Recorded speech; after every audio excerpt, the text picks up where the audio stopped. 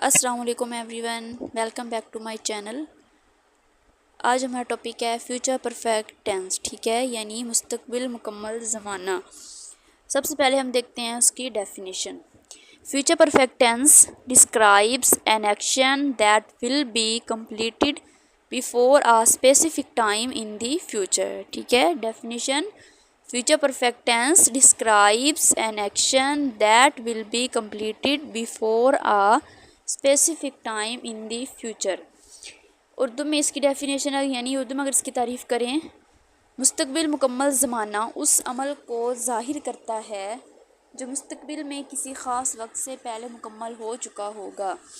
My dear students, future perfect tense उस काम के बारे में हमें बताएगा जो आने वाले ज़माने में, ठीक है, यानी जो फ़ेल मुस्तकबिल में मुकम्मल होगा किसी ख़ास वक्त से पहले, ठीक है, यानी किसी ख़ास वक्त से पहले वो काम मुकम्मल हो चुका होगा।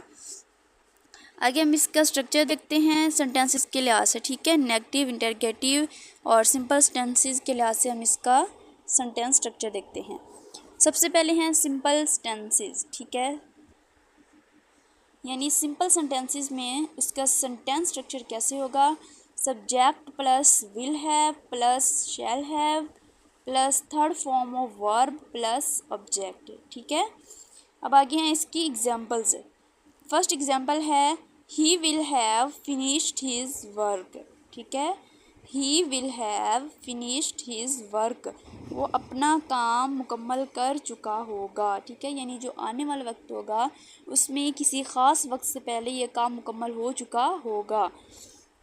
आगे है she will have cooked food, वो खाना पका चुकी होगी, ठीक है, यानी वो किसी ख़ास वक्त से पहले खाना पका चुकी होगी। आगे हैं नेगेटिव सेंटेंसेस, ठीक है। सबसे पहले देखते हैं sentence structure. Subject plus will not have shall not have plus third form of verb plus object, यानी जो हम नॉट लगाएंगे ना वो विल और हैव के दरमियान में लगाएंगे, ठीक है, यानी कि उनके मिड में हम नॉट लगाएंगे। आगे हैं examples. He will not have finished his work, ठीक है, he will not have finished his work, वो अपना काम मुकम्मल नहीं कर चुका होगा। आगे है they will not have arrived, वो नहीं पहुँचे होंगे, यानी किसी ख़ास वक्त से पहले जो काम मुकम्मल नहीं होगा ना तो उसके बारे में हमें बता रहे हैं कि they will not have arrived, वो नहीं पहुँचे होंगे। आगे हैं इंटेरोगेटिव सेंटेंसेस, ठीक है। सबसे पहले है सेंटेंस स्ट्रक्चर। विल प्लस शैल, यानी विल शैल स्टार्ट में प्लस सब्जेक्ट प्लस हैव, यानी विल हैव और शैल हैव के दरमियान में सब्जेक्ट आएगा, ठीक है, plus third form of verb plus object और एंड पे क्वेश्चन मार्क, ठीक है। आगे हैं examples. Will you have completed your task, क्या तुम अपना काम मुकम्मल कर चुके होगे।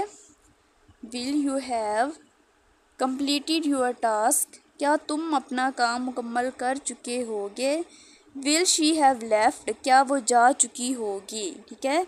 और इंटेरोगेटिव सेंटेंसेस के मतलब जो इंटेरोगेटिव सेंटेंसेस होते हैं उनके एंड पे हम क्वेश्चन मार्क लगाते हैं, ठीक है, और ये सबसे बड़ी पहचान होती है इंटेरोगेटिव सेंटेंसेस की।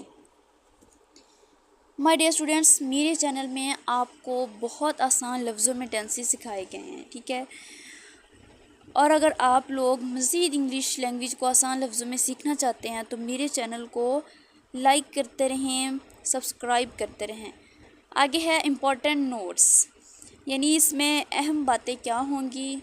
हमेशा थर्ड फॉर्म ऑफ वर्ब इस्तेमाल करेंगे, ठीक है, यानी फ्यूचर परफेक्ट टेंस में हम हमेशा third form of verb use करेंगे, और ये जो टेंस है ये मुस्तकबिल में कंप्लीट होने वाले एक्शन के बारे में बताएगा, यानी जो काम मुस्तकबिल में मुकम्मल होगा किसी ख़ास वक्त से पहले ये उसके बारे में बताएगा।